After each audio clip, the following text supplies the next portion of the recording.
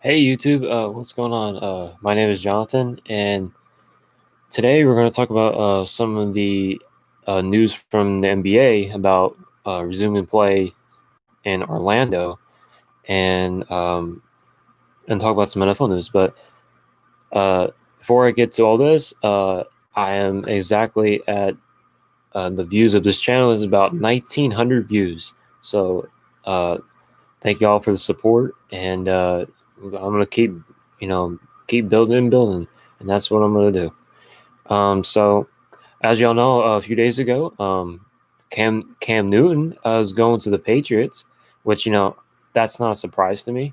I mean, I heard they weren't interested maybe a couple months ago.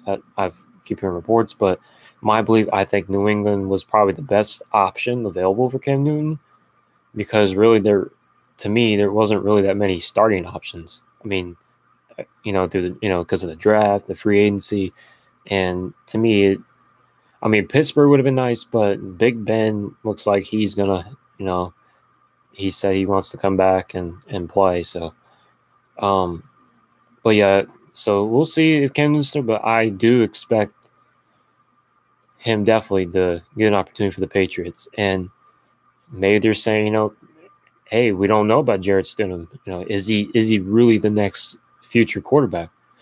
But it seems like they want a ready quarterback, and Cam Newton to me.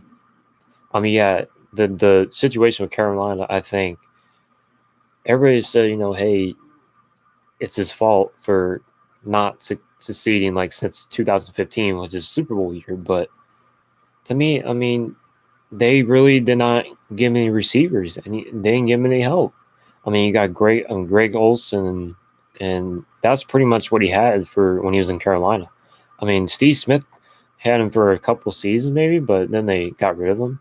And after that, I got Kelvin Benjamin. I mean, he was good for one season, then he just went to another team. I mean, it's just I just don't think it's Camden's fault, and he wasn't protected right. So I and that's why to me the New England offense wasn't as good as last year, but it was the receiving core. I think is a lot better when what he had in Carolina. I mean, you got Julian Edelman still. He was hurt last year, and I expect him to have a really good season this year, fully healthy. Sanu can be a veteran that can come in as a second option, and then you got uh, Phil Dorsett, which is another one. But the only thing they don't have is really a tight end, but they drafted tight ends. I mean, but and then you got Shoney Michelle and James White. You still got running backs, and you got some offensive linemen come back from injury, so maybe that'll help.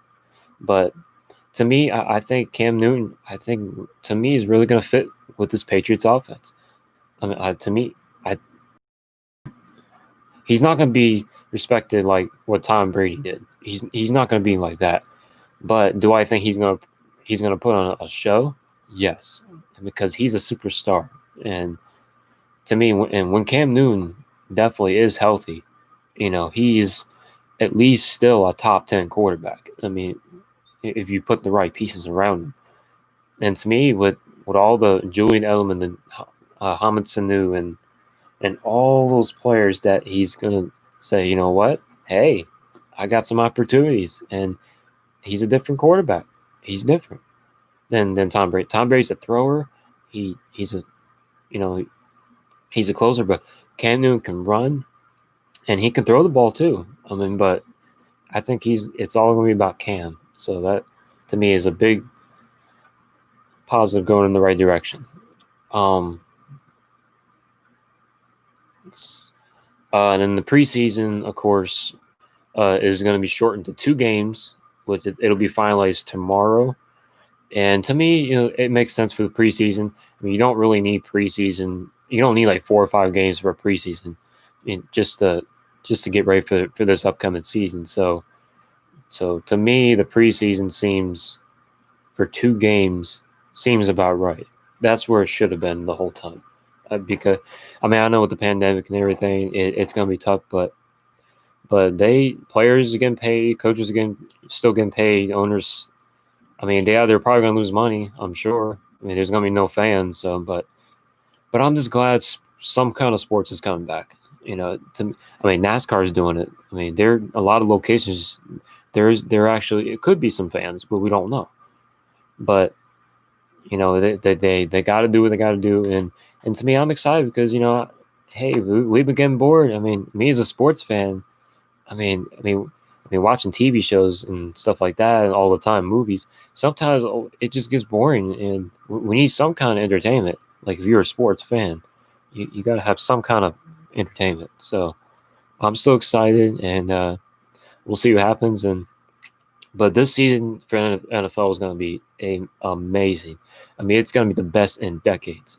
I mean, the NFC is going to be a tough battle. I mean, it's going to be competitive. And then the AFC is still going to be competitive. But with the NFC, it's going to be unreal. So, now according to, the NBA, there's been discussion about players not wanting to play, and then some players that actually want to play.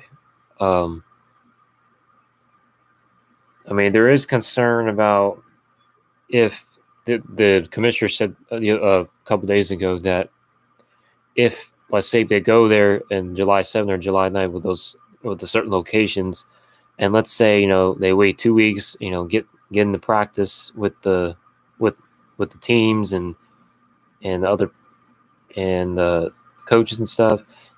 Now if it does spread everywhere, let's say if it does like employee that's working at the games or something, spreads everywhere, then they might say, what, it might just have to cancel it. But to me, I think Disney World in Orlando is probably one of the safest locations right now in the U.S. In just my opinion. And the commissioner, has done a great job. He's figured this out and says, you know what, we're gonna try this bubble thing and see if it works. And so far, in Orlando, I haven't heard anything. So I haven't heard anything about any kind of cases or anything. But I believe the virus will go away. So, and we'll get through this together because we're the United States of America. So my pick is still going to be the Lakers and Celtics in the finals. I think that's definitely my pick. I picked that all year. I think Lakers, this is the opportunity, especially with Kobe Bryant and everything, especially with that happened. I think it would be nice to bring home a championship to LA again. I think that'd be a really nice tribute. I think Kobe would be very proud. Absolutely. And we got the team this year. We got LeBron James. We got Anthony Davis. We got JaVale McGee, a championship experience. Rajon Rondo. Oh, and we also added J.R. Smith as coming back to NBA. Awesome. So and JR. I know he's made a mistake a couple years ago, but I think he's going to fit well with the Lakers. He's another ball handler that can come off the bench. All you got to do is he gives 10 or 15 points off the bench. That's really all he needs to do because we still got Dion Waiters to fit in, and Rondo. Rondo's going to be different in the playoffs, and then Alex Caruso off the bench, maybe he could be our closer or something. So that'd be pretty cool. But yeah, and then we also got Dwight Howard, Kyle Kuzma, the Morris brother. So to me, we got the best offensive team in the NBA overall, and the best rebounding team. Our defense has improved. We'll see what happens with that. But the Clippers is the only team that has the best defensive team in the NBA because you got Kawhi Leonard, you got Paul George, Patrick Beverley, you got Lou Williams, Montrezl Harrell, and they also signed Joakim Noah. The Morris brother. So they got some players, but to me, I think Lakers. I think they're gonna go all the way. I think this is the year where it's been a long time since the Lakers been this good. So I think this is the season to do it. So, and then the Celtics have been really improving. They've gotten better and better. Jason Tatum has before the season was suspended, I mean, he took off to a next level. I mean, and to me, I think he's a lot better than Giannis. That's just my opinion about it. But Giannis is good too. I mean, he's long, athletic, but Jason Tatum, like he can score. He's just like, you know, and he can defend too. I mean, he's a good scorer, and I think he's got a lot of potential to be a superstar. And they also got Kemba Walker on the team. They got Gordon Hayward, Jaylen Brown. I mean, they got, you know, Marcus Smart that can defend, and this Cantor that can get you some rebounds and stuff. And then the Raptors, don't count them out. I will not count the Raptors. That's another team you got to watch. They're the defending champions, even without Kawhi Leonard. They still got Kyle Lowry, they got Marc Gasol, Siakam, Van Fleet. I mean, they still got players that can play. And to me, if I had to pick one team that can challenge Milwaukee, I think Toronto Raptors could. I think it's Toronto Raptors and the Miami Heat. Now the Miami Heat, you know, they haven't been good in a while, but they just add Jimmy Butler. They got Adebayo, that's center. Derrick Jones Jr., Goran Dragic when he's a solid point guard.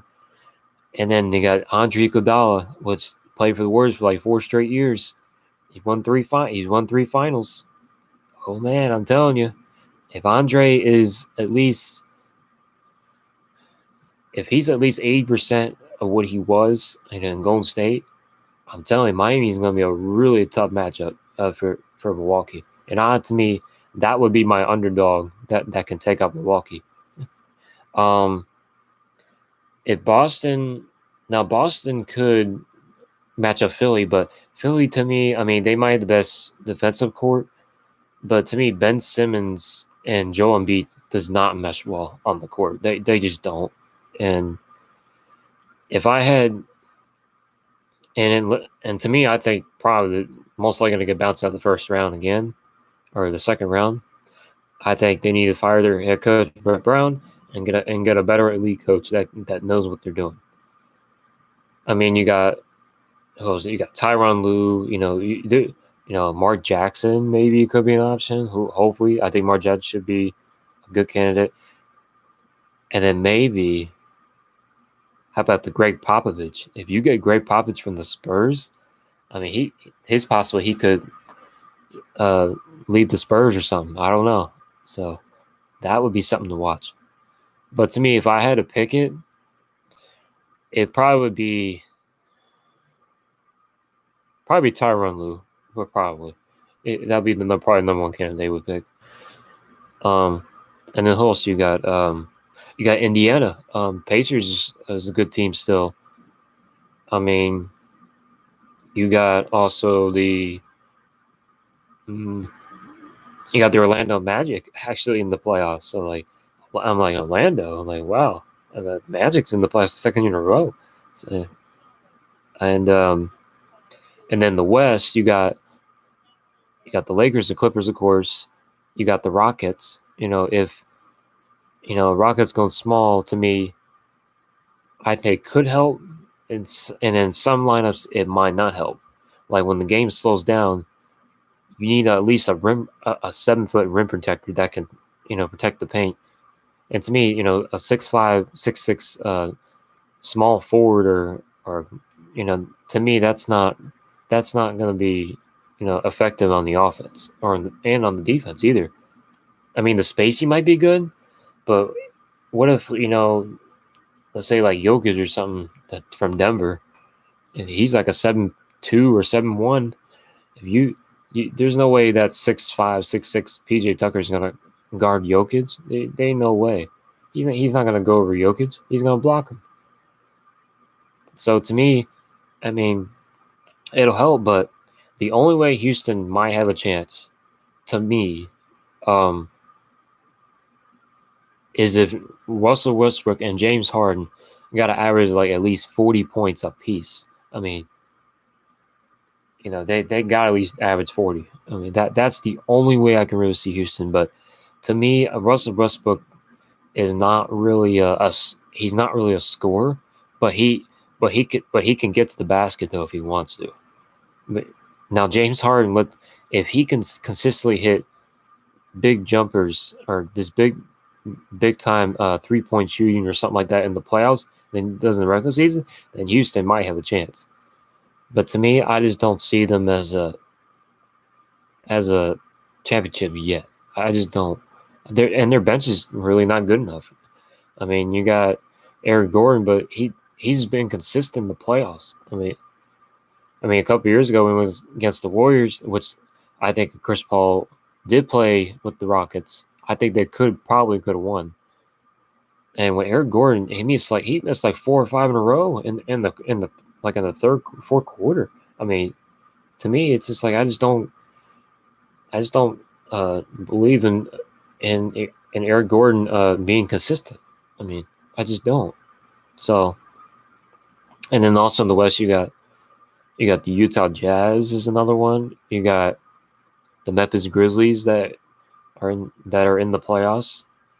The Pelicans, hopefully, maybe Zion Williamson and Lonzo Ball to me is probably the most improved duo right now. And let's see if Pelicans can make it. And I picked the Pelicans. Let's see if they can pull it off. And then Portland, you can't forget about Portland. They got Damian Lillard, CJ McCollum, and Carmelo Anthony. I mean, and then getting their center back. So let's see if that helps. But to me, I think the Pelicans or the Grizzlies will probably get it. Or, hey, the Kings might get it, or the Spurs. But to me, I don't know about the Spurs, but Spurs are probably not going to get it, or the Phoenix Suns, probably not this year. But if I had to pick it, it's going to be either the Pelicans or the Grizzlies. That's going to make the 8th seed.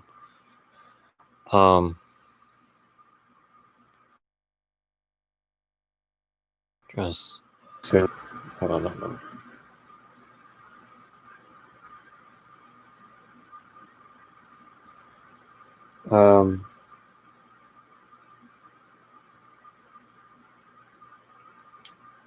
See. Okay. So NBA.com wrote an article on the 10 questions ahead of the NBA 2019-2020 season regular season restart. These are the 10 questions. Will they play sloppy? Possibly. I mean, it might be a little rusty, but I think once they get going with the regular season, a few games in, then I think they're going to get back in that basketball, condition. So, then the injury concern, yeah, possibly injury concern, but that's why they had that transaction window open for free agents that want to sign or something like that.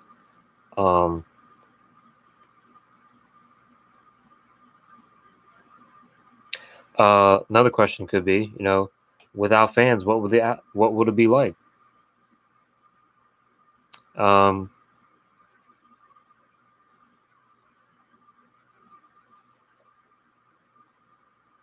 That's another thing about fans. I mean, I know to me, they said a lot of sports this year is going to be probably with no fans. And NASCAR's doing it. I mean, they're doing it. I mean, they are losing money in a lot of locations, but at least, players, I mean, the racers have to play. The crew have to because they're getting paid. I mean, players and coaches are getting paid for the NBA. So, I mean, it is what it is this year. And to me, I'm just glad it's coming back. So, what else? Another question. Can Zion versus LeBron happen in the first round? It won't be easy, it says, but they're 3.5 games back on the 8th seed. So let's say they win 4 in a row and the Grizzlies, let's say they tie or something, and then they play, I think, the last 2 or 3 games. Who wins 2 best out of 3 would get it. Would get the 8th seed. But I believe they will. When was the last impressional game in Orlando? It was back in 1995 when Michael Jordan was playing in the Eastern Conference Finals against the Magic. That was when Penny Hardaway and all that.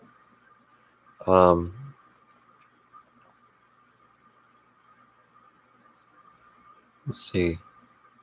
Which 5 players are getting a second chance? Mike Conley, of course. Porzingis from the Mavericks.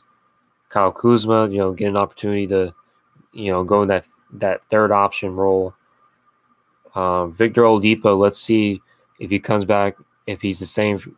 If Victor Oladipo, if he's at least the same, like if he's like 85%, 90% what he was before he got hurt, then Pacers could have a chance. But they're not sure if he's going to play yet. But I believe he's going to play. So, Al Horford, of course, And then the 7th question is, can the Spurs keep the streak alive for the playoff appearances in a row? So it's been 22 years since the Spurs have made the playoffs. But to me, they're in the 12th place and they're 4 games back. So they have to win straight out and then wait for another team. But that, to me, I just think that's going to be really tough to do. It's going to be really tough. What team will love the neutral court the most? The Sixers, possibly. I could agree with some of that, but I still don't think their team is good enough. With Ben Simmons and Joel Embiid. I tell you what, if they don't, if their chemistry don't work out with Ben Simmons and Joel, the player I would consider trading is Joel Embiid, because Ben Simmons, when he was running the offense, he was like Magic Johnson. He was like a Magic Johnson, LeBron James kind of offensive player, and he something like that. To me, he's compared to Magic. A little bit. He's got that passing ability and everything. LeBron, he's got that. He's at least a jump shot away from being LeBron James number 2. Well, I'm not saying he's gonna be LeBron, but he's got similar skill set. But to me, he's more Magic Johnson. Passing the ball and everything. Joel Embiid, to me, he's like a Shaq. Or a Hakeem Olajuwon. He's like that good of a transcendent talent. So,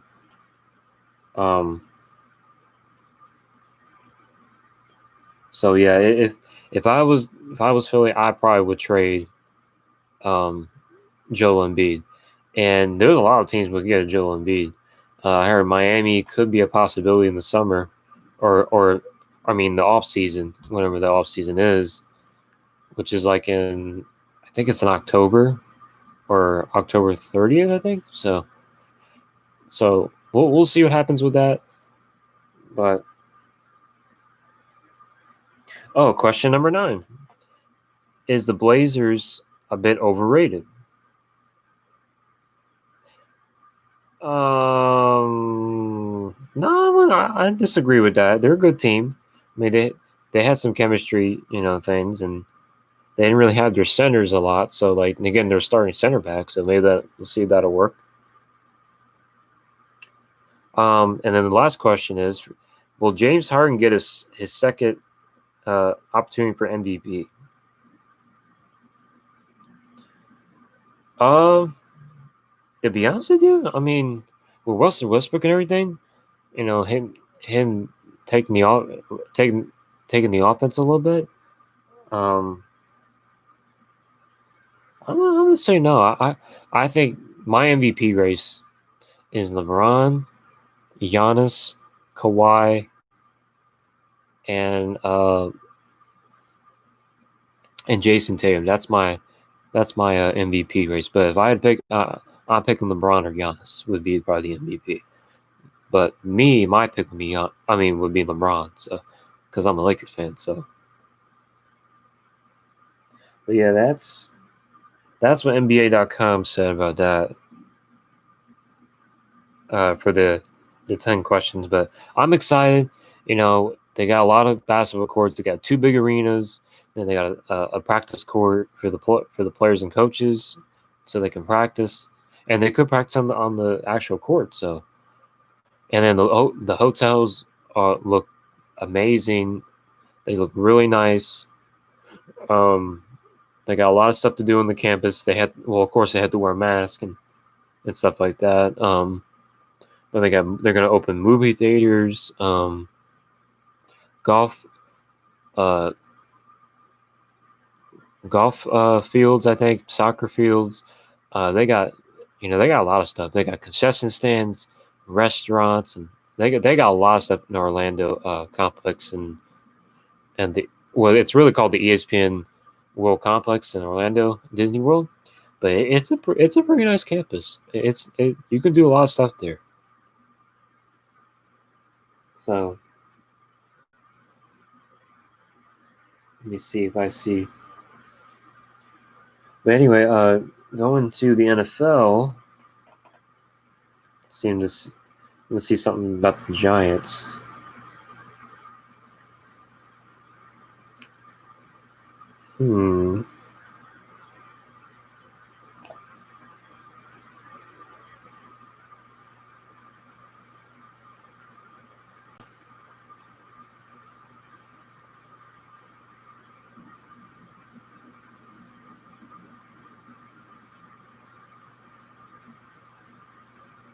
Okay. It says Evan Ingram, the tight end for the Giants, looks ready for the next step in Giants' return. And to me, Evan Ingram is probably our best tight end. I mean, he's from Ole Miss, I think. So, to me, if he's healthy, he's at least a top 10 tight end. I mean, but he was hurt last year with the concussions and everything. But to me, if he's healthy and with Daniel Jones, taking a big step, I think he's probably our most important player in that offense. And then you also got Darius Slayton, Golden Tate. He's a veteran that can just be a slot receiver or something. And then you got Sterling Shepard, and then Saquon Barkley, Joe Judge. We got the new coach, which we'll have to see how that works. But I think Joe Judge, to me, has got the coaching material. Like Pat Shurmur, to me, as a coach, did not really have a well, he didn't really have potential coaching. I mean, he was an okay play caller, but decision making as a coach, he was terrible. So that's why we said, you know what?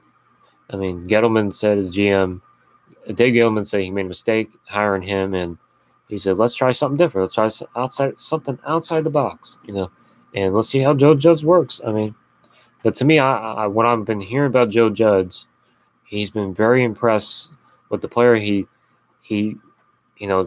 communicates a lot better than what Pat Shurmur has done. Not, Pat Shurmur did once a week of communication with the players. Joe Judge has been doing 2 or 3 times a week. I mean, getting to know them. What can they work on to get better? I mean, he's done a great job so far, and he's made some good hires. I mean, we got Jason Garrett as offensive coordinator. I mean, I don't know.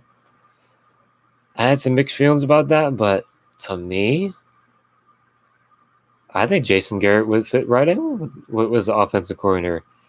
That, to me, where he should have been before he was in the head coach for the Dallas Cowboys. So, but yeah, it is going to be an off fit. We'll be like, there he is. There's Jason Garrett. So, yeah, he's going to do well. I think he'll help out the offense.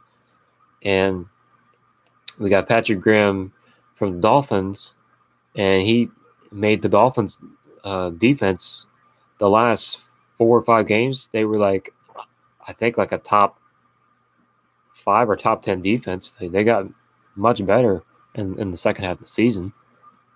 So, and he's been with the Patriots. He's been with Green Bay for 1 season. So he's got experience. To me, we got a lot of experience on this coaching staff, and that's what you kind of need. I mean, this is what Dallas did. They changed it up. They got Mike McCarthy, used to coach Aaron Rodgers. He's been to the playoffs 8 times, won the Super Bowl. He's only missed it twice. I mean, to me, Mike McCarthy's an elite coach, and they did a lot of experience too. So the NFC East is going to be much better. I think it's balanced better. to me. There's not so much, clash. I mean, there's gonna be some rival clashes and stuff, but um, um, what else? What else? What else? Trying to see if there's anything else that I can think of. Um,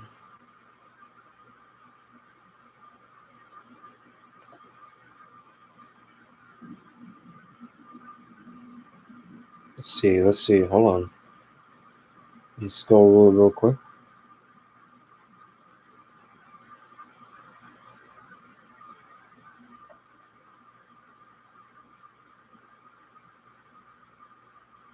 Oh, and the latest on Jamal Adams, he still wants to be traded to the Cowboys, but right now, Cowboys seem like if they trade for him, they would have to give up their offensive lineman, which to me I think wouldn't be really worth it. But if that's the only way to get him, then I would get him. But I would trade for him. But yeah, if they somehow get Jamal Adams on the Cowboys, like if they somehow get him, I think that can really help out their defense. And their safety position has not been that good since 2013, 2014. It just hasn't been that good. So, but yeah, they got Jamal Adams. He's at least the second best safety in the league. That can really help out that defense, and that to me would put him in the Super Bowl conversation. That's just to me. Um, but yeah, what I've heard the Jets they wanted also a player, and they wanted 2 first-round picks and a second-round pick. But to me, that's a little overpriced. I mean, I would do like a first and a second, maybe, or a first and 2 seconds. I would do that. But when I heard that, 2 firsts and a second, that's a little overpriced to me. I mean, Jamal Adams is good, but that to me is just like it's that'd be too much to get. And let's say if they do trade him, they had to somehow pay Dak Prescott the long term. And don't forget, Dak Prescott, even though he signed his franchise tag, they still get a long term extension July 15th. And I think he's still asking 40 million guaranteed extra money. So that'd be like Russell Wilson money. That's reasonable. But the extra guarantee, I think that's what's holding the contract for the long term. But to me, I think he's gonna probably play the franchise tag this year and let's see if he can get better. And if he does improve, he gets into the Super Bowl or something, then his contract value will go up. So let me see. Oh, and I also heard about Javon Clowney possibly going with the Cowboys, but it seems like they said Cowboys are not interested. They don't really need him.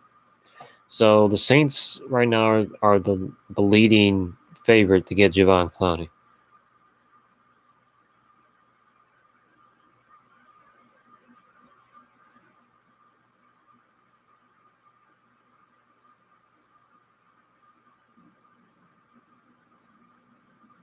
Um, but yeah, but yeah, it's just, but yeah, so if the Saints was to get Javon Clowney, that would make a lot of sense because they don't really have a a legit pass rusher. I mean, we got Cam Jordan, the defensive tackle, but we don't have a. They just don't have a pass rusher. But if they get him, I think that's gonna help out the defense. That's just to me. But we'll see. We'll see how that works. But um,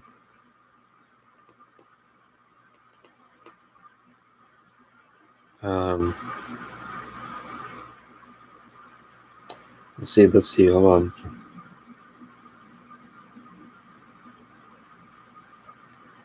Hold on. Hold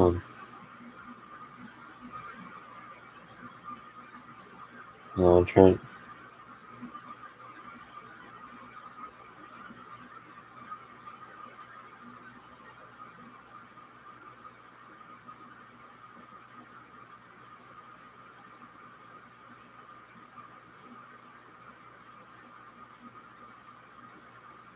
I'm trying to look for a video we can do.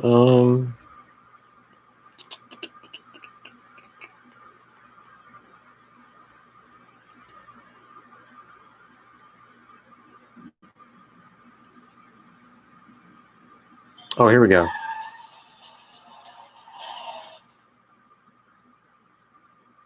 Oh, and the latest Antonio Brown. Tampa Bay said that they're not interested. So right now it's between the Seahawks and the Ravens, but the Ravens said they're not really interested in receivers right now. They already got some. So the Seahawks, make the most sense for Antonio Brown.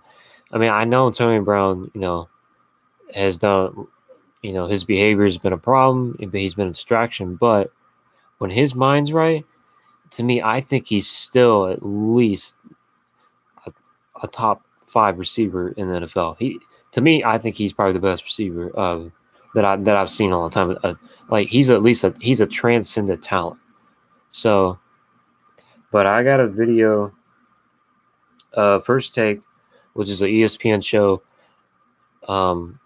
It's a debate show every weekday, Monday to Friday, from 10 to 12, and it's only 2 hours, and they debate about sports and everything. And they were talking about where should Antonio Brown, if he was to get back in the NFL, what team would be best fit? And Stephen A. said, how about the Ravens, or how about the Seahawks, or the Packers? Hey, give Aaron Rodgers some help. But that would be nice. But and then Max Kellerman said, how about going back to the Patriots? But to me, that's not going to happen. So, but here's the video that I saw yesterday's, what they said. Here it is. Stupid and juvenile as he has been, without question, I don't believe he should receive a death sentence. If he's going through the legal process and that stuff is behind him and he's reinserted by the National Football League, I'm not saying that that's where I'm at with it. Having said all of that, shoving that aside, just looking at it purely from a football perspective, I think Russell Wilson could use him. All right, I'd love it. Could you imagine him with DK Metcalf and those boys, and with Russell Wilson as a quarterback? Obviously, that bad man Aaron Rodgers, the Green Bay Packers, clearly haven't given him much help. It would be nice to see that bad man that he is get some help to remind everybody how great he is. But last but not least, what the number one team I'd pick above them all, I got to admit this, guys. Could you imagine Antonio Brown back in the AFC North with the Baltimore Ravens? With Lamar Jackson and his abilities to run the football. He's improving as a thrower.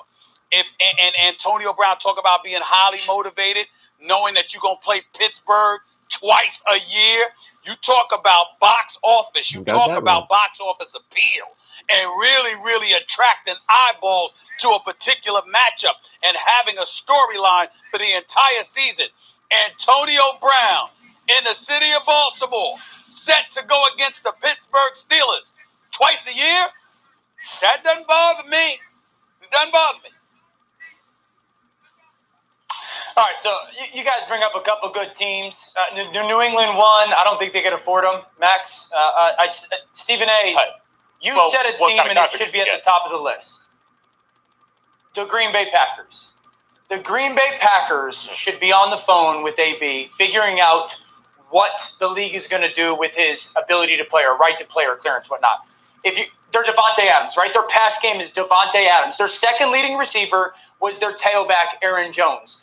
They lose 35 or 40 catches in Geronimo Allison, and we all crushed them with the lack of weapon that they did not take in the draft in the first or second round. So their second leading receiver right now is a tailback when it comes to receptions, and their second leading receiver when it comes to that position is Allen Lazard, who had 35 catches last year. You want to tell me how they can right a wrong done this offseason? Sign Antonio Brown. You're going to tell me you put Davante Adams and Antonio Brown on that offense? That is dangerous. And I like the fact a quarterback that has seen it and done it and been through it, because this is my caveat. Like, this is why I don't like the Baltimore one. One, they drafted Devin Duvernay, so he brings that electric speed to that offense. Two, I don't want this young, impressionable. I'm worried that Lamar is going to have someone in his ear all the time. I'm open. Throw it to me. I'm open. Because that is appealing when you get this personality like AB telling a quarterback, hey, throw me the ball. The second team that I would put up there is the San Francisco 49ers. Because Stephen Samuel has broke his foot. Right? And so you're looking at Kittle and a secondary option that they need to throw the football to. Those are my 1 and 2 teams, Green Bay, San Francisco. Yeah.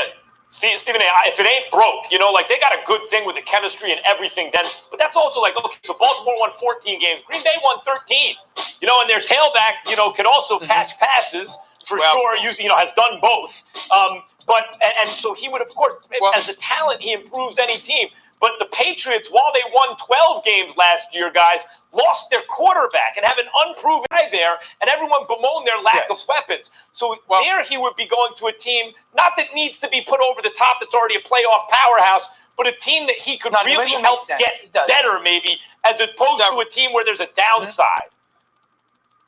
Several holes in that argument. Number one, if you got to be concerned about Cam Newton in Baltimore, how about going back to a team and a coach that let him go, that's got a young quarterback in Jarrett Stidham or a guy in Cam Newton that's got something to prove that can be temperamental himself? I don't like that. Number two, Green Bay definitely, even though they're on my list, they did win 13 games last year. It wasn't like they were scrubs. So if you're talking about messing up a good thing, some would argue that could be a good thing, even though I would disagree with that because Aaron Rodgers needs some assistance. Seattle is a big time option. Guess what? Seattle has got a pretty good situation themselves, but we don't mind them going there. And you know why we don't mind? Because when it comes to Antonio Brown and his temperamental self, the last thing we need is him being in a losing situation. Because no matter what we've seen from him in the past, he was actually winning when he was causing those problems. He never got an opportunity to win in Oakland because he sabotaged their situation. They would have had a better season with him than without him, without question. And he messed that up. So we know that he needs to be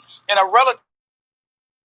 The bottom line is, what would make him more motivated than to be in the same division as the Pittsburgh Steelers, with a team that's favored to be better than the Pittsburgh Steelers? I'm sorry. I don't see anything. But that's where I would get scared, Stephen A. That's number one. But that individually that's what I would get cautious about. He'd be so motivated or so focused on beating up on Pittsburgh John Harbaugh. That could have negative impact on being in a quarterback's ear. Throw me the ball. I'm not saying Harbaugh. What happened to your faith in John Harbaugh, Dan? Like that's a lot to handle. First of all, that's a lot to handle. Wait a minute.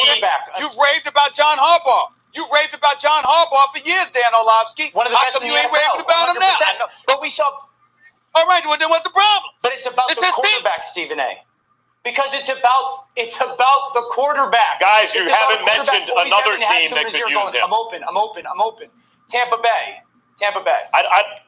I don't think you guys have even mentioned the second best team for him. I think the best team is the Patriots. And in terms of what he costs, I'm anticipating bargain basement. Even if there's a little competition, I don't think he's getting a big contract. Oh, well, there you go. So that was from First Take on ESPN. You got some good points. I mean, Packers would be nice. That would be another good fit. Now, the Ravens would be interesting. The same division. Maybe, it's like get a little revenge or something on Pittsburgh and say, hey, Pittsburgh probably would say, hey, we probably made a mistake, letting them go to another team. But hey, that would be something. But to me, if I had to pick a team, it's gonna be to me, it's gotta be the Seattle Seahawks, because Russell Wilson to me is one of the best mobile quarterbacks I've probably ever seen. I mean, Aaron Rodgers is probably the best thrower of all time, but if you put Russell Wilson that likes to move around the pocket, Aaron Rodgers moves around, but Russell Wilson can run. His time of possession of the ball is really good, and sometimes Aaron Rodgers just throws out of bounds, and and sometimes it's not accurate. He's more of a throw down the field, like deep ball, like a long pass. But could you imagine those short passes with Russell Wilson? And then sometimes Russell Wilson can actually, when he wants to, he can throw the ball pretty good. He, going down the field. But I'm telling you that those passes, those completion passes would be almost perfect, 90% perfect every time. But we'll see. I mean, we'll see. We'll see what happens. We'll find out. But yeah, that to me would be really good. Really good fit.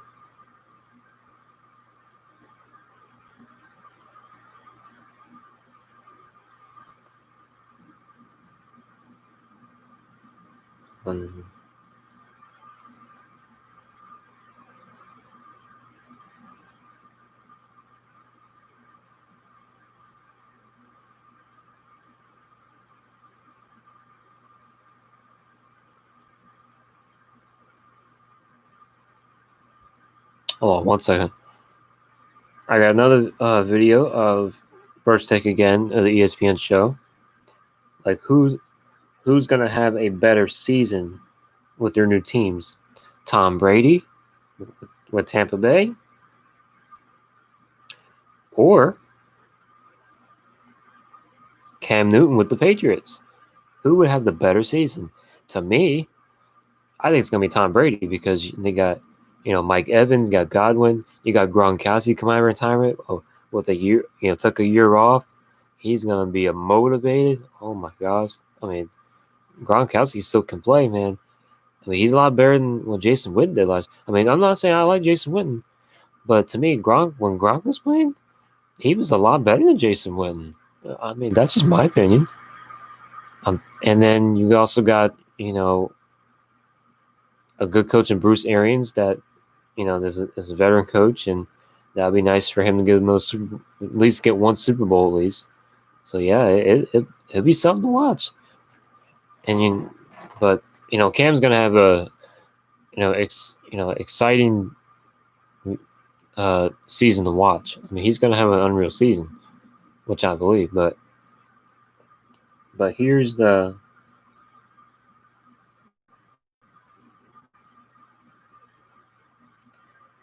So here is the video about who's going to have a better season, their opinion. So let's watch this one. Who do you think is going to have a better season, Cam or Tom? Great question. First. I think it's going to be Tom Brady because of the requisite weapons he has available to him. There's questions about the receiving corps in New England. There's questions about the offensive line.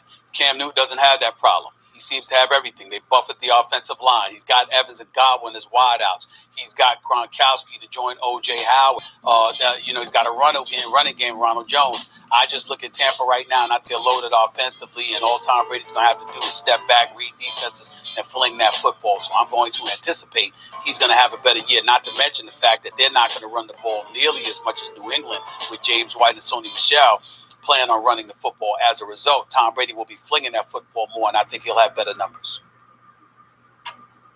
I'll interpret this question a different way because I agree with that reasoning, Stephen. I agree with your conclusion and the reasoning that led to it.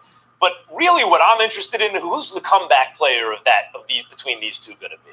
Because Tom Brady slipped year over year, 2 years in a row now, and it's precipitous. It's a big slip from year to year. So you think 2 years back, 2.5 years ago, he's an MVP candidate. He's as good as it gets. And now he is who hasn't even really played recently. Both switched teams, Brady with a big contract, Cam with a small one, really demonstrating the concern people, I think, have for the injured shoulder, as Dan Orlovsky pointed out earlier in their show. Who's going to have a better comeback season? I think Cam's going to have a better comeback season. I think if Cam stays healthy, he will have a lot of success with the Patriots. Belichick has a guy who can beat you in multiple ways with a healthy Cam, and a really good defense. And considering where they're starting from, Cam has much more to gain. Meantime, I think those weapons, you're right, are much better for Brady. He's in a better situation offensively, and that will start to kind of negate some of the slippage. But I don't know. I don't think it's going to get him back to where he was, whereas Cam has a chance to look as good as he's ever looked in New England. He's got a chance to look as good as he's ever looked, but the flip side to it, again, is those weapons that he's not going to have. You know, he's going to be running the football effectively. Obviously, he's going to be doing some things along those lines.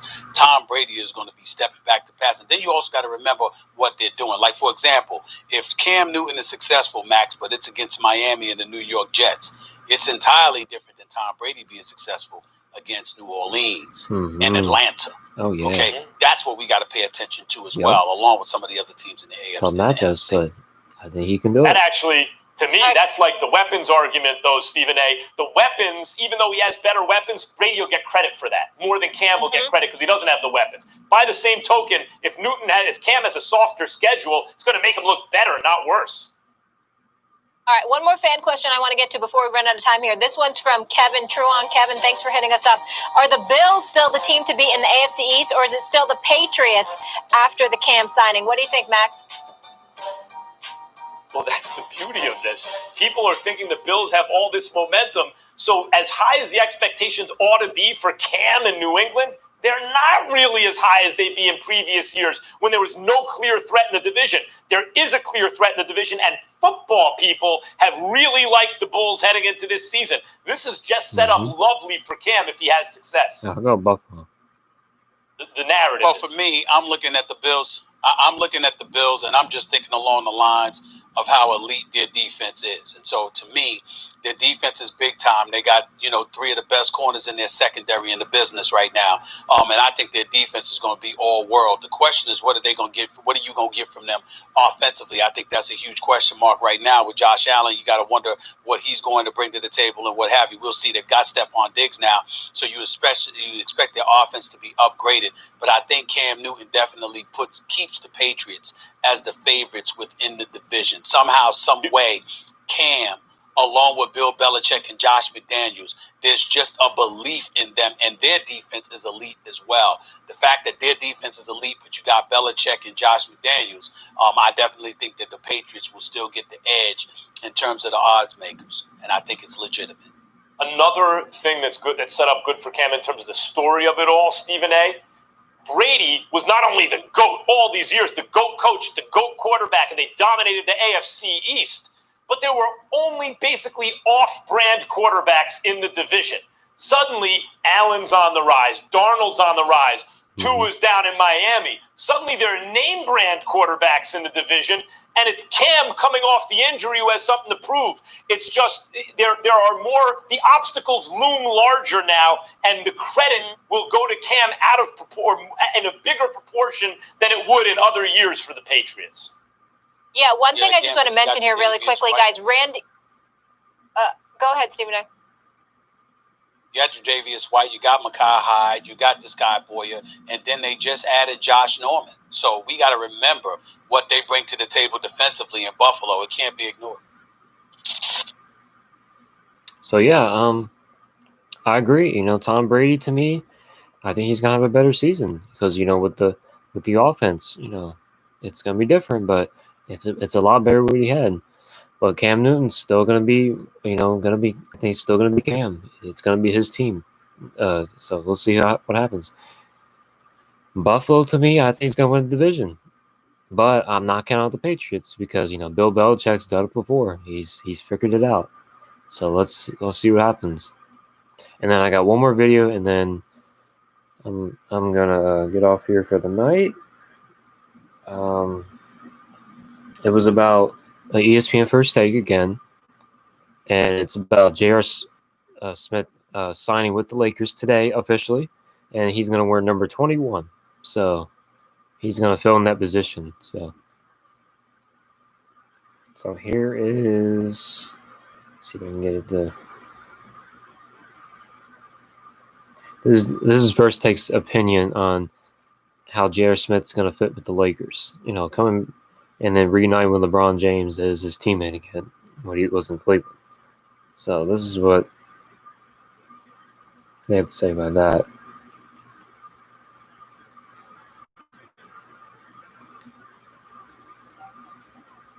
Hold on.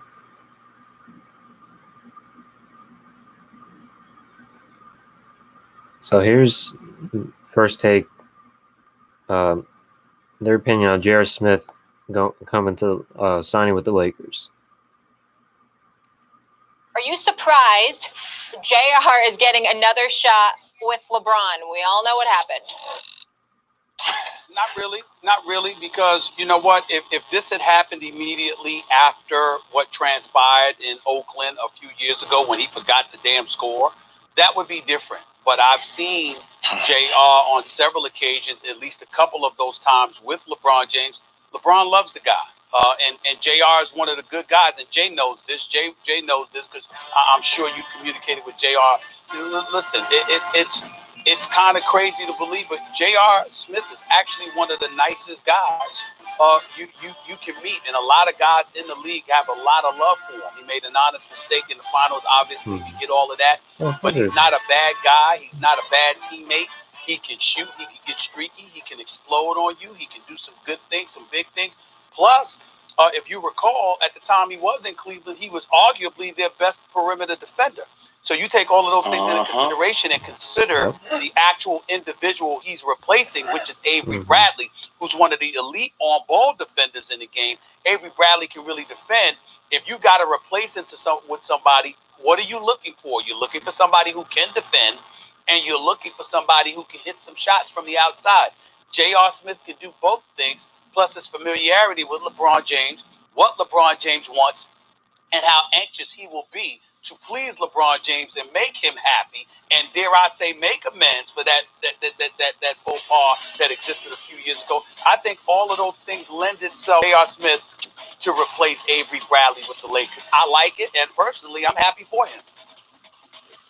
Well, first of all, right. I mean, this is not that complicated. You're allowed to replace players if they're not available, given the circumstances, to complete the season. Right. So go find a better 3-and-D guy who's just hanging around than J.R. Smith, especially one who has championship experience with LeBron James.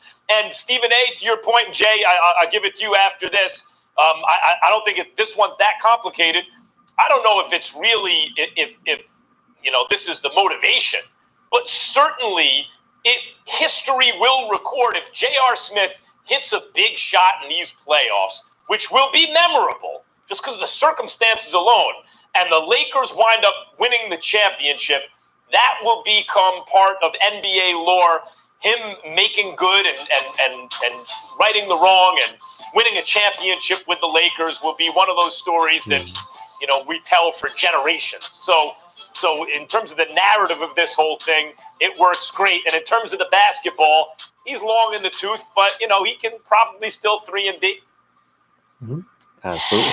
You know, here's why this is a great move. Last summer, I get a chance to go work out and watch Chris Brickley here in New York City work out all the time. I mean, every big-time NBA player comes from James Harden, Russell Westbrook, LeBron James, KD worked out there all the time. JR spent a lot of time working out with Chris Brickley. And the thing I loved about JR, regardless of his circumstance, he always stayed ready. He always stayed in game shape. Absolutely. And I know that people automatically go back to that one moment that he had with LeBron James and remember LeBron pointing at him about the clock. But, man, he is one of the best shooters there is in the league, and he's still extremely athletic and can be a defender. So I say this, if you're talking about the Lakers when Cleveland was down, the Clippers, if that's who we have being in the Western Conference Finals, 30 points, I think J.R. Smith is a really good addition because now whenever LeBron James turns that corner or AD gets in an isolated situation, you can have J.R. Smith or Danny Green on the floor at the same time. That's shooting where you have to stay home. You cannot go and help, or you can count it as a bucket. And I also give you guys one other additive piece that nobody really talks about. And I thought it was a great signing because of the leadership of LeBron James. And I give Rob Pelinka a lot of credit for this. Them getting Dion Waiters in early March, I think, was a huge addition for this team. Now I know But yeah, so that's that was First Take and about J.R. Smith going to Lakers, and they agree. You know, I mean, I know Avery Bradley said, you know, he said he was gonna drop out, which I understand. You know, he's got family. I understand, but J.R. Smith can do, you know, a lot of things what Avery Bradley do. But to me, J.R. Smith's a better scorer. But is he somebody like you can depend on all night, like all the time? No. But if you really need him to score the ball and do some 3-pointers, then yes, absolutely. And and I think he's going to fit right in. So our lineup would probably maybe like Rondo, Danny Green, LeBron James, Anthony Davis, and JaVale McGee. And then the bench, let's see, like Caruso, J.R. Smith, Deion Waiters, Kyle Kuzma, and then Dwight Howard or something like that would be the second unit. And then they could switch around, switch the other players like, KCP and then maybe, closer could be like, like Caruso, Kuzma, and then Anthony Davis at the center or something like that. So, but yeah, I'm excited for this NBA restart thing. I think that this, and especially this season, I think it's been the best in a long time. I mean, it's back where it used to be, where like Michael Jordan, Scottie Pippen, and Dennis Rodman, Kobe and Shaq, and it's kind of like that, where you don't need 4 or 5 superstars on one team like the Warriors done for 4 straight years almost, and almost 4 straight years. And you don't need all the superstars. To me, it's unfair. It's not. It doesn't balance the NBA, like the teams. It doesn't. It's a balance of power.